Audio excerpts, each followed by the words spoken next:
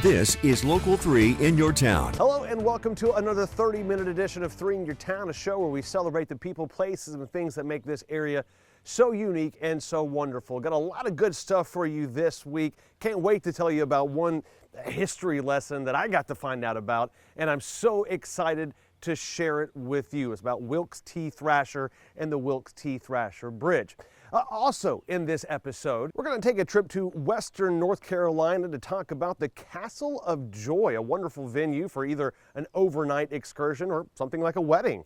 Also headed down to North Georgia to explore the Etowah Indian Mounds, an absolutely remarkable place in our own backyard. That's all before we head up to Signal Mountain to meet a woman who has taken in many squirrels to rehabilitate them and let them back out into the wilderness. Then we'll head towards Harrison to talk with a woodworker about his mighty impressive skill. Now let's get to that story I was talking about off the top about Wilkes T. Thrasher. No doubt if you're from this area, you've driven over the Wilkes T. Thrasher Bridge, the bridge that goes over the Chickamauga Dam. And I'll let you know, if Chattanooga ever erects like a Mount Rushmore of Chattanoogans who got this area to where it is today, Wilkes T. Thrasher has a really good argument to be included on that Mount Rushmore of Chattanooga.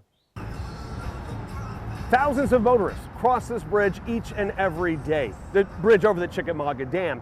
Well, you might have noticed at one point or another there's a sign indicating that this is the Wilkes T. Thrasher Bridge. Well, who was Wilkes T. Thrasher? Spending a little bit of time reading about him at the downtown Chattanooga Library, you find out Wilkes T. Thrasher is the kind of guy you would be fortunate enough to name something after. Wilkes T. Thrasher was born in Chattanooga in June of 1893. Hardworking throughout his life, he began delivering papers at age 10. He earned a law degree in Knoxville before returning to Hamilton County to begin his professional career. But before that career could really gain traction, Wilkes was sent to Europe to fight in the Great War. He was elected to the Hamilton County Court in 1924 and continued to serve as a Justice of the Peace until 1941. He was a county register from 1936 to 1947 before being elected county judge in 1948. Thrasher was described as a vigorous man despite his advancing age. A review of his accomplishments as a county leader would prove just that. As a proponent for education and mental health, Thrasher was responsible for the construction of 13 new school buildings and 54 school additions, whilst increasing the school budget by 170%. In fact, under his leadership, Hamilton County led all metropolitan counties in the state for money spent on both students and teachers. He was responsible for the installation of the permanent registration system and modern voting machines. Thrasher was also responsible for the erection of the Moccasin Bend Hospital, citing mental health awareness as a prime county need. All this while lowering interest rates and saving taxpayers money. But nothing would demonstrate his perseverance and hard work more than his pursuit to create a bridge across the Chickamauga Dam. For months, Thrasher would travel back and forth to Washington, D.C. in attempts to secure funding for that bridge. The uphill climb proving that there was economic justifications to spending money in Chattanooga, Tennessee. Washington was unaware of DuPont's plan to invest $20 million in the immediate area, nor had they considered the TNT plant before Thrasher made his voice heard. Finally, in 1950, Thrasher informed the federal government that he would abandon a 4-lane bridge for a 2-lane bridge if they would just agree to it. Washington obliged. Construction of the $2.4 million highway bridge began despite steel and labor shortages. Spanning 3,700 feet, it was the second longest bridge across a TVA dam. When it finally opened in 1955, TVA estimated 25,000 people crossed it in a single day. In this photograph, you can see Thrasher waving with his grandson during the ceremonies where the bridge was named after the judge. Tragedy, though, in 1960. Judge Thrasher was on his way to vote at the VFW on Amnicola Highway with his grandson. Just after 7 p.m., Thrasher tried to run across the 4-lane highway when he was struck and killed by a motorist. And though the man died, his spirit and his legacy continued. His hard work and dedication is still impacting residents here in a positive way. Wilkes T. Thrasher was 67. Again, kind of a tragic end to a remarkable life, but gosh, I mean, you just saw all the accomplishments. What an amazing individual he was. Truly put Hamilton County first and foremost in his life. All right, so we're talking about the Wilkes T. Thrasher Bridge and how it connects one side of the river to the other. Well, one of those sides of the river would be the Amnicola Highway. Have you ever thought, though, as you're driving on Amnicola Highway, what the heck is an Amnicola? Well, here's your answer. Amnicola was the name of a large estate once owned by Thomas Crutchfield Jr. The Amnicola properties stretch from Citico Creek all the way to South Chickamauga Creek and east to the base of Missionary Ridge. Crutchfield moved to Chattanooga in 1848 from Athens, Tennessee. Upon his father's death in 1850, Thomas Crutchfield took over operation of Chattanooga's largest hotel, the Crutchfield House, which stood on the site of today's Reed House Hotel. He served as mayor in 1859, but in the late winter of 1861, as the country approached the Civil War, Thomas Crutchfield sold his hotel in an attempt to avoid any sort of conflict between North and South. He moved his family to safety at an outlying farm that he named Amnicola, which in Latin means dwelling by the river. Today, his farmland along the river is part of the Tennessee Riverwalk Master Plan. Miles of beauty designed to capture, enhance, and display the human, natural, cultural, and environmental history of the Tennessee River Valley and its people. So there you go. You can bore your passenger the next time you're driving up and down Amnicola Highway. All right, after the break, we are headed to Western Carolina. There's a castle in the hills, and you could stay there. We're going to explore the Castle of Joy coming up. Also, we are headed to the Etowah Indian Mounds, a wonderful piece of history in our own backyard.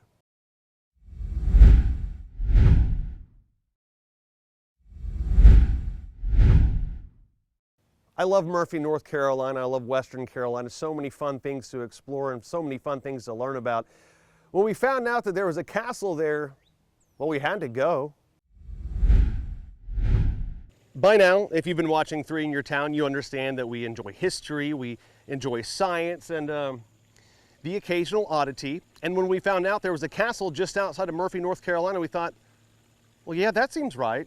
So we came, we toured, and I really think it's something that ye might enjoy. So we're here at the Castle of Joy, and here we do weddings, we do special events, we do lodging. It is unique. It is a castle. I mean, you don't come across a castle every day. A unique overnight accommodation indeed, not just for you, but all your lords and ladies. So the castle houses 12 people. There's 2 master suites upstairs, and so that's 2 and 2, and then there's a bunk room downstairs that houses 8. These grounds were purchased in 2018 by a brother-sister duo, a blank canvas for their artistic endeavors. Bunk room is super cool. Vincent handcrafted every detail there is down there. There's chains, there's locks. It's really something to see. The flooring, every piece of flooring, Christine painted a different stain color. I mean, just everything you look at, they've touched, they've created. It's awesome. Now, despite its 11th century vibe, you don't have to endure your visit in complete time period technology. No, we won't make you use a bucket. We do have all the amenities. I mean, it's got a full kitchen, so even at your wedding, if it's a smaller wedding, you can have the option of cooking your own meals in the kitchen instead of having catering. We have all the things. Whether at a wedding or get together, there are beautiful touches across the property. This is the carriage barn, and it's typically a reception area. You can fit catering in there. You can fit 60 guests in there comfortably. There's handcrafted wood tables. We decorate the tables with wine bottles, and it looks really nice. Nice lighting. It's beautiful. The Castle of Joy is a unique offering for those who are looking a little bit outside of the box. We've seen Harry Potter, we've seen Princess Bride, we've seen Game of Thrones, I've seen kilts, I've seen, you name it, I've seen it. It gets wild around here, but it's awesome to see. All right, let's travel to North Georgia to talk about the Etowah Indian Mounds. We worked really hard to capture the size and the scope of these things, but oftentimes it doesn't really translate on camera. We tried our absolute best. What I would recommend, though, is maybe just go see it for yourself. Here's a preview. These are the Etowah Indian Mounds, home to several thousand Native Americans from 1000 AD to 1550 AD. This 54-acre site protects 6 earthen mounds, a plaza, village site, borrow pits, and defensive ditch. For thousands of years, these mineral-rich riverbanks provided ideal conditions for animals, plants, and humans. We're actually here on the Cartersville-Knoxville Fault. We're one of the richest mineral sources in the southeast because of where these fault lines come together. And so Native Americans back in the past realized that the good types of iron ore, all these trade goods worked really well, but you need a town or village to protect your access to these supplies. So around 300 BC, Native Americans began building settlements around the region. By 1000 AD, the chief here in Cartersville became the chief of the entire region.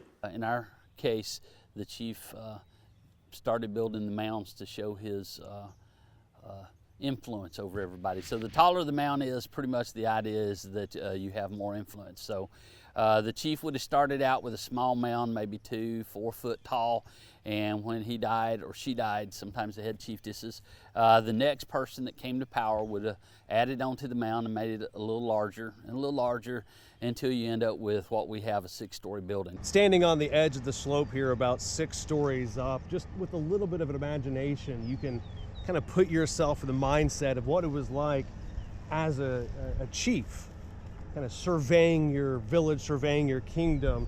I know this is a little bit silly, but it's kind of one of those whatever the light touches Mufasa moments, but very impressive and honestly very much worth the price of admission. The other choice or reason for these mounds is you also had burial mounds. The burial mound may have had a type of temple on it for preparing the dead for burial, and then you also had what we would think of as courthouses and council houses. So you may have a war council or a peace council, a trade council sitting on top of one of the other mounds. Keith and the entire team here are excited to tell the story of this land and the people who called it home. Just about 40 minutes north of Atlanta, it's a wonderful resource to explore firsthand, all of course while wearing comfortable shoes. Usually people don't realize how tall our mound is. You know, it's got a huge wide base, so it doesn't seem to be tall, but when you get out there, it's usually, oh, I only got halfway up and I was out of breath. Listen, I'm never going to tell you how to live your life, but if I was giving out recommendations, I would highly recommend the Etowah Indian Mounds. A wonderful drive down there. You'll learn a whole heck of a lot, and I would almost assure you that you would appreciate the rich, rich history. All right, after the break, we've been talking a lot about animal rehabilitators lately. Well, that continues this week as we head to Signal Mountain to meet a woman who rehabilitates squirrels. This is Local 3 in your town. Welcome back to this 30-minute edition of 3 in Your Town, a show where we celebrate the people, places, and things that make this area so unique and so wonderful. All right, so last week we introduced you to a group of rehabilitators at Camp Wilderness. They take in songbirds and native turtles and release them back into the wild. Their numbers are absolutely crazy. This week we head up to Signal Mountain to meet a woman who rehabilitates squirrels. Bunny, you're so cool. We're on Signal Mountain at my facility for wildlife rehabilitation. Basically, I take in orphaned and injured squirrels and rabbits and then rehab them, and when they're ready to go, I let them loose on the property. When Kate Kinnear isn't lecturing at UTC, you can probably find her on her 11-acre property taking care of the little critters that need a little love. Lots of people think that there's plenty of squirrels and rabbits, and they are the more prolific mammals that we have around here, but overall wildlife numbers are going down, just overall, especially the mammals and the birds. Their overall numbers are going down. So if I can help a squirrel or a rabbit, because that's what I'm set up for, that's where my expertise is, then that's the right thing to do because it means everything to that one individual animal. You can see the squirrels leaping, bounding, eating and sleeping in this sanctuary. Some are free range, some working up their health and wellness to be released once again. It's a beautiful and large piece of property, but Kate hopes to expand it even further, not just for the squirrels and rabbits, but for all creatures, great and small. I've heard coyotes back there, there's deer, there's skunks, you name it, and it's living back there because there's just not many places where they can stay and be safe and have water and not get into some sort of trouble with humans. You'll no doubt crack a smile or two watching these frenzied things, but you'll also begin to understand that what Kate is doing is more than just rehabilitation.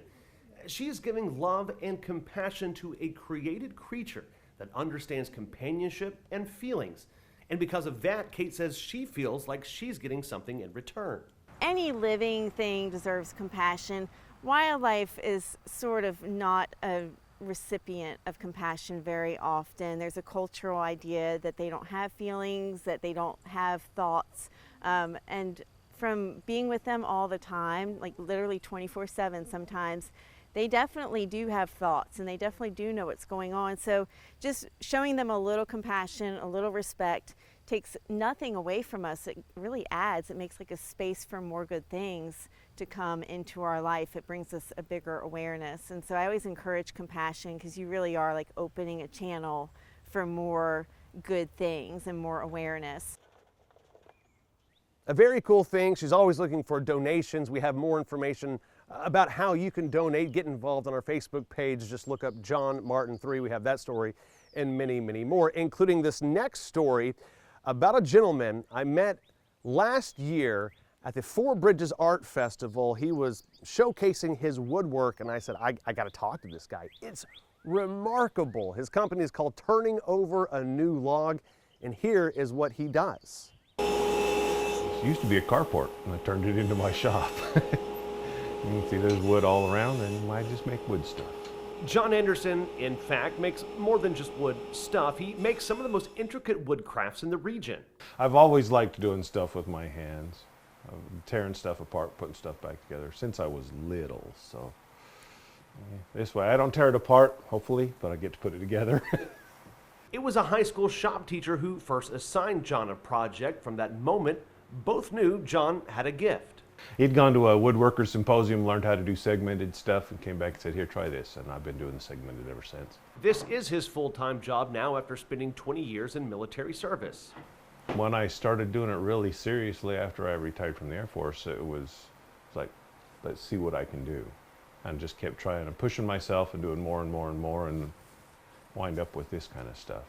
His wood, often hard to find, his colors, completely natural. John and his wife now crisscross the country selling his creations. Oftentimes, and from firsthand experience, his intricate work stops people right in their tracks. If somebody is just walking by and goes, that's awesome. I get people who I see from clear across the show make a beeline to my booth, and that's just awesome because it just grabs them. If you'd like to learn more about his work or where you can purchase it, go to our Facebook page. John Martin 3 has that story and many, many more.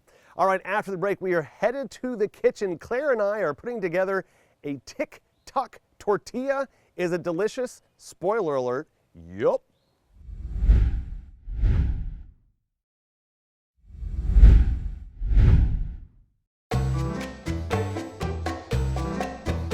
Welcome back to the kitchen, everybody. Happy New Year to you. Here's the deal. Claire and I, say hi, Claire. Hi, Claire. We are too old for TikTok, we think. We are. We don't know the rules, but we did see something on there the other day that went from TikTok to Instagram. Then, of course, it'll go to Facebook, and then your mom will message it to you in like 6 months from now. But this is like a fun new way to make like a stacked quesadilla. What are we calling this?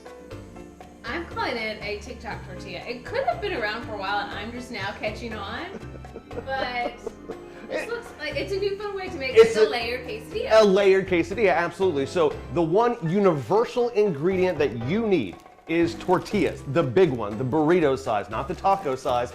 And then you need 4 ingredients, completely up to you. Claire's gonna go with like a breakfast style, and I'm gonna go with a pizza style. What you're gonna do with a knife or a pizza cutter, however you wanna go about this, is that you're going to make 1 cut from about the middle of the tortilla back towards you. So now it should look like this. And what this is going to allow you to do is put an ingredient here, here, here, and here, and you're going to be able to fold, fold, fold. And that is going to be your stacked TikTok tortilla once you put the ingredients inside. And for those of you who don't know, Claire is a first grade teacher, and Claire, you said...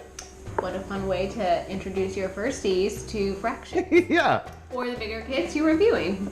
So this would be 1/4.